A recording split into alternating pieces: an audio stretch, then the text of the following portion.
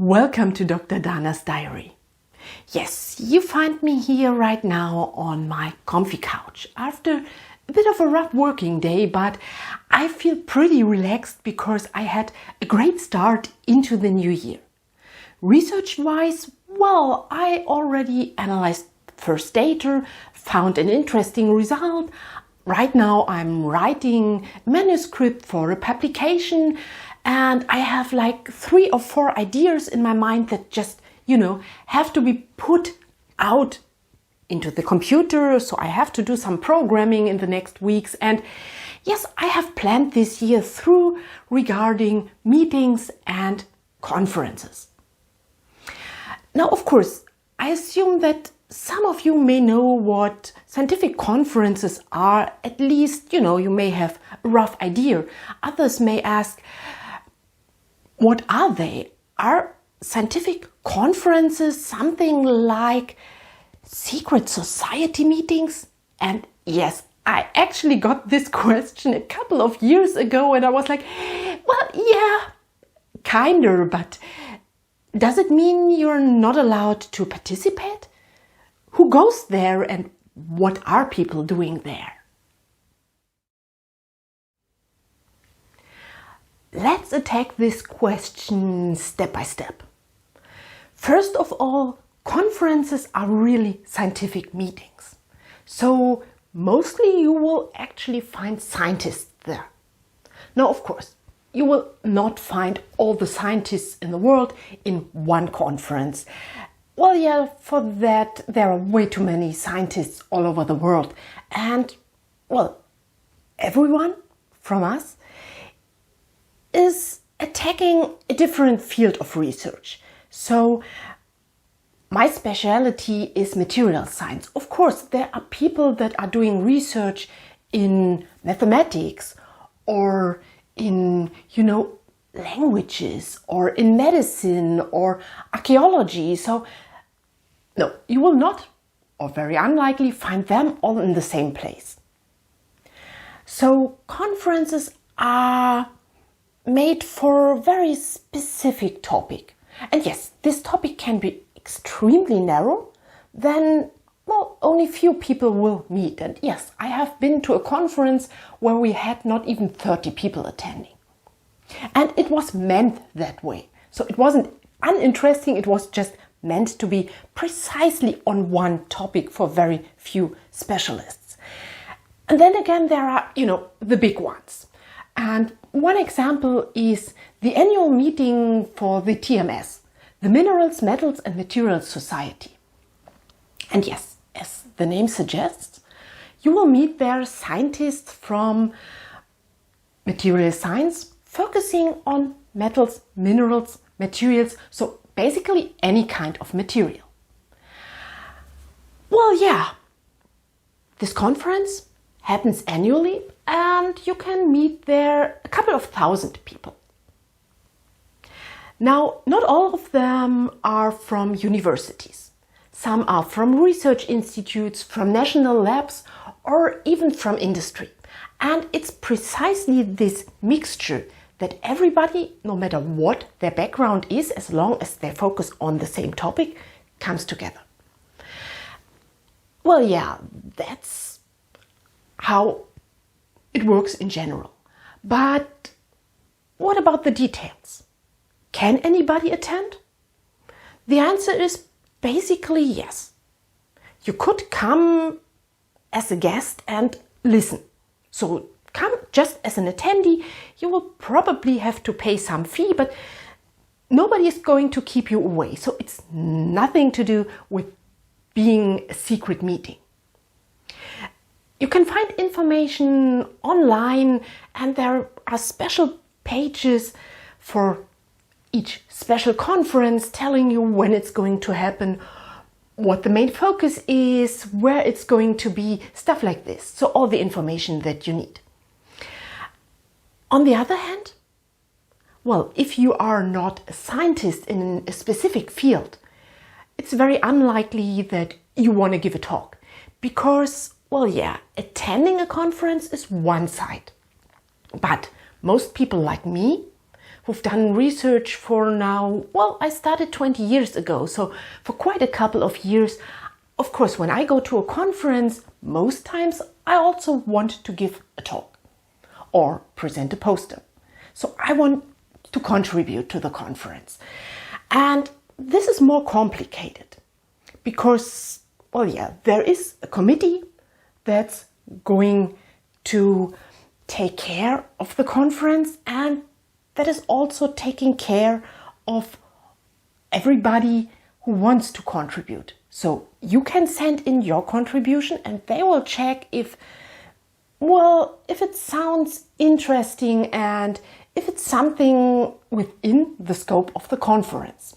So it doesn't make any sense if you go for a conference focusing on computational materials science to bring a topic from, say, I don't know, medicine focusing on ears.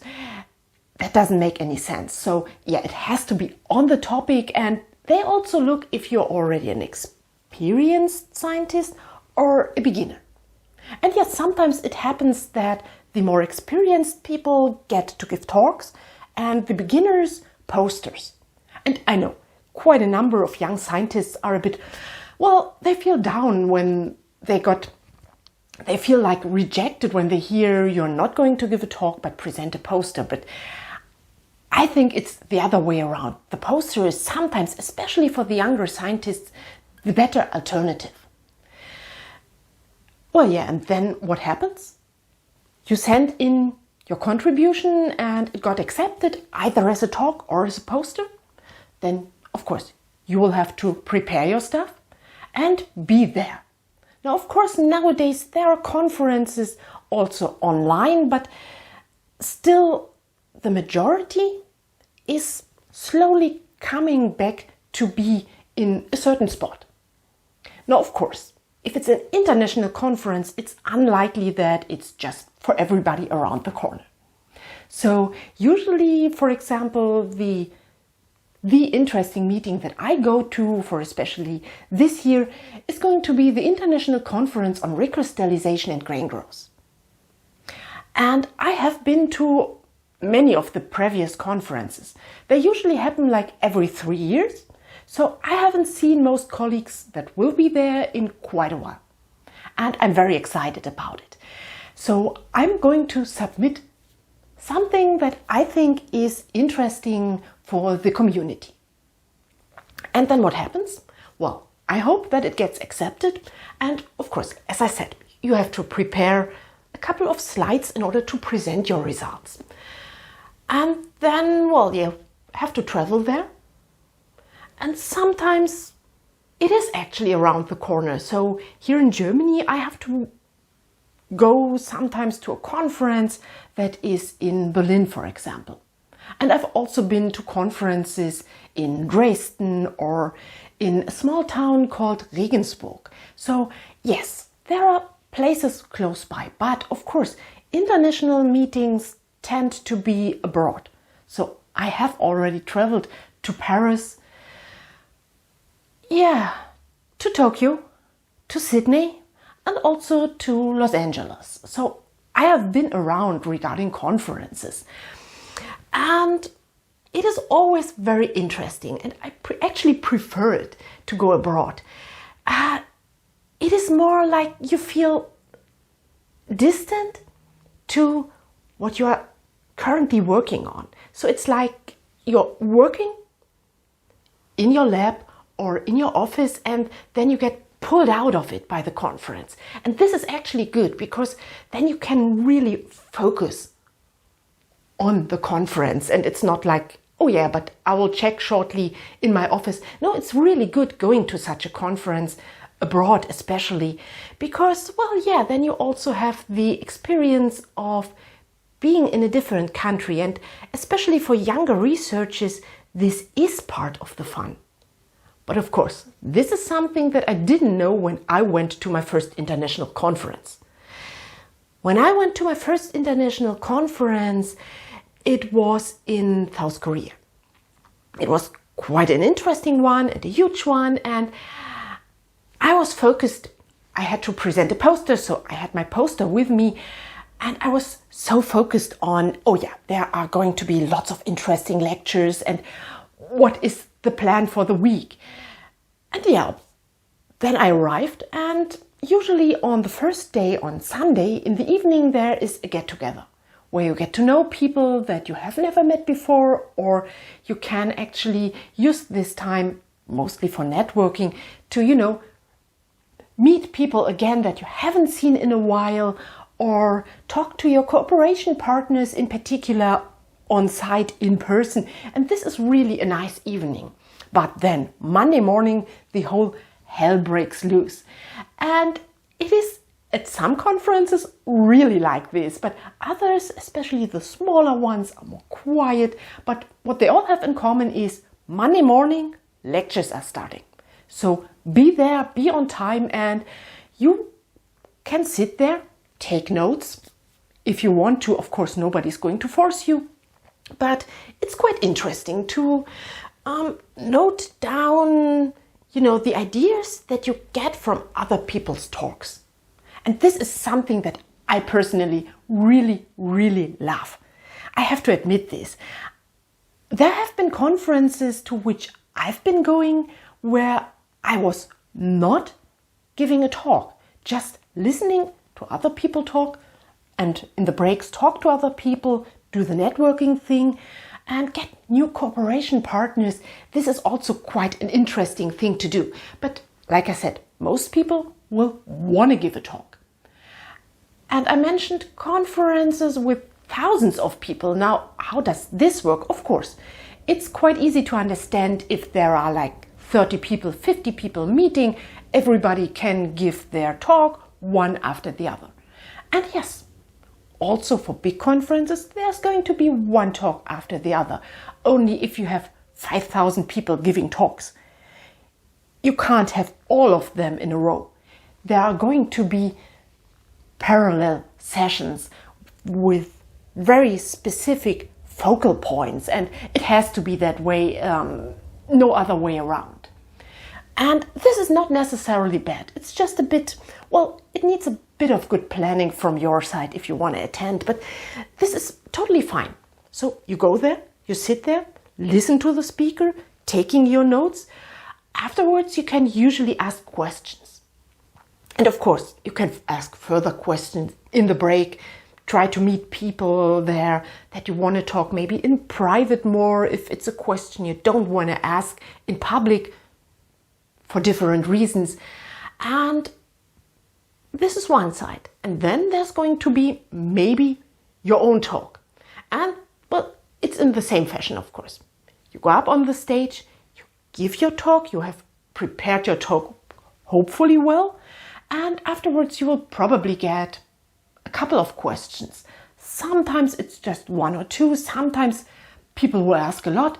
It really depends on a number of factors. It's not just your research and how well you presented it, it's also the combination of you and your audience, and yes, sometimes it's also the time of the day. So if you get the last talk before the lunch and everybody feels kind of hungry, there will not be that many questions, but this is totally fine. People will come later and see you and talk to you. This is really great. But as I said, my first conference, I had prepared a poster. Now, what does it mean? Usually you are allowed to prepare something of the size A0. And yeah, you're supposed to have a blank space and fill it with your research. So it gets some headline, it gets some, say, introduction, it gets your contact details, and then it gets your research. The method you are using, shortly described, of course, only. Maybe you have a nice experimental setup, you have done a simulation, you need for a theory a couple of equations. You can put all of it onto this one page. And of course, it has to be nice in order to draw people in. So please, if you have to do it, don't fill it with text. It's absolutely horrible to stand in front of a poster and have like, oh boy, where do I start, where do I end, so much text. put nice pictures there that explain your research. And yeah, there are going to be separate sessions, probably in most conferences there are, for presenting the posters. So you will stand by your poster and people will walk around in the room, and the people interested in your poster, because either they know you or they've seen the headline, the title of the poster, or they've seen an interesting picture, they will come and have a look and chat to you. And that's why I think it's, for young scientists especially, really valuable to have a poster and not give a talk. Because if you give a talk, don't get me wrong, there can be really interesting questions afterwards. And sometimes it really happens that I'm getting great ideas from other people asking me after a talk. And it's not like a quiz or there is a right or wrong. If you don't know the answer, everybody will, stone you. No. Don't worry. But I really love posters because it's more this one-on-one interaction. You're standing there talking to people and you yourself can ask them about maybe their experiences. This is something that you don't have during a talk. So yeah, I kind of like the posters, but of course, now that I am in research for 20 years, I kind of also like the talks, because it's, presenting my research to everybody sitting there. It's not, you have to tell everybody who comes to your poster the same thing. So yeah, I'm kind of split on this one. So I don't mind having posters, but nowadays I also feel quite relaxed and comfy giving talks. And well, yes, now you could say, okay, but that sounds kind of stressful and boring at the same time. Like you're sitting most of the day in a room, listening to other people talk, taking notes, and in the evening, you usually have the poster sessions, and this from Monday till Friday. And yes, it can actually be a bit stressful. But the really good conferences, they offer more. They usually offer more opportunities for networking. So it's not just during the poster sessions where sometimes you have like snacks and beer. And yes, there have been poster sessions with snacks and beer. Well, there is usually, especially in the smaller communities, a conference dinner. Does this sound fancy? And yeah, sometimes it really is great. So, for example, as I said, South Korea, it was a great evening with lots of interesting local food, and there was a young girl, I remember a young girl dancing for us, and we saw some young guys doing special sports that are more or less only known in South Korea. So it was really exciting, and I've actually been to a couple of conference dinners by now, and yeah, they have been pretty good ones. I have very fond memories of them. And usually the conference organization committee is also going to have some excursion for you. Now, sometimes there are excursions focusing more if your partner is coming along, maybe even with kids, but some conferences really do these excursions also for the scientists, because it offers an opportunity, to be more informal, more relaxed, and talk about science in a relaxed environment.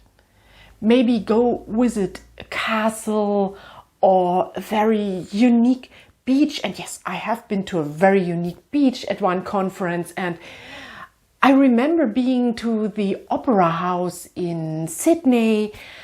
So yeah, I have been to quite a couple of amazing places, really officially as part of a conference. Now, you may wonder if anybody is, keeping notes on who is there, who's coming when and leaving. No, totally not. So feel free to leave the conference in between to take a break if you actually need it. And sometimes this can be really valuable. I didn't know this when I went to this conference in South Korea, I thought I had to stay there from Monday morning till Friday after lunch. But already on Tuesday evening, during the poster session, I met a very nice colleague and we got to talk, and she is very experienced in my field of research, and she already was experienced when I was a young postdoc. So yeah, we kind of connected, and we still, when we meet today, we still have a good interaction. So it's really nice re-meeting her once in a while. And she had a couple of questions regarding my poster, and I was really excited that there is somebody to talk to really specifically on my research. So this was really great. And the next day, after a session, I had a question regarding her talk, and she was like, okay, yeah, we can surely talk about it in private if you want to. And I was like, yeah, sure. And I thought we would just, sit for a coffee or a tea and talk. And she was like, are you in this hotel too? And I was like, yeah, kind of. Pick your bathing suit. We are going down to the beach. And I was like, what? Going to the beach? But the next session is starting in 15 minutes. We can't go down to the beach. I was like, no way. Because I was always raised like, work is work. And she was so relaxed about it that, yeah, I went, packed my stuff, and we went down to the beach, and we had a great afternoon, a really great afternoon. And yeah, I don't know what I missed, what talks were there that could have been interesting, but I got a very interesting connection. This was a unique kind of networking, and nowadays I see it much more relaxed. So I know that when I'm going to a conference, yes, I have a plan in my mind which talks I want to listen to, but I feel kind of relaxed if somebody comes and suggests a meeting outside the conference, maybe sitting in the sun just talking, or yeah, going back to a beach. Sure, why not? So you see, a conference can actually be fun. And no, it is not some secret meeting. So if you are interested in a scientific field, even though you are not a researcher in this field, you can still attend such a conference. And yes, I have been to a conference where I was not a member of this community. And I went there because I wanted to start some research in this field. So I went beforehand in order to get to know the people working in this field and get to know the current stuff that they are doing. So this can also be very helpful for a researcher. Now, I said I have planned my conferences for this year. And yes, I totally have. Where's the catch? Well, right now, I don't have any third-party funding source. So I don't have an institute or any third parties funding me traveling to a conference right now. This means when I go to a conference this year, I have to pay for it myself. And this is totally okay, because I really want to go to this conference. I'm really deep into loving research and loving my research field. So I don't want to miss this unique opportunity of meeting my, scientific friends after, now it's 4 years due to the COVID situation. So I'm really excited about going there, and I will go there. I just have to pay for it privately. And I know that this is something really hard, especially for young PhD students and postdocs. So yeah, finding money for conferences can be really hard. This is a problem for scientists. And I hope to do some good networking at the conference, to re-meet people that I haven't seen in a while. And like I said, I do consider some of them as really scientific friends. I'm really excited about going there and happy to be hopefully able to present my current research. Now, this is how conferences usually work. If you have any questions, let me know in the comments below. And if I have a quiet moment, maybe I will tell you about what can go wrong during a conference. From, well, yeah, I remember, for example, falling asleep during a lecture, to, oh yeah, the guy who was standing with his back to us during his 20 minutes lecture, talking to the wall in front of him, and us not being able to get him to turn around. So yeah, I have a couple of really unique things that I have seen and lived through. And if you're interested, let me also know in your comments below. And I hope to see you soon for another video. Bye!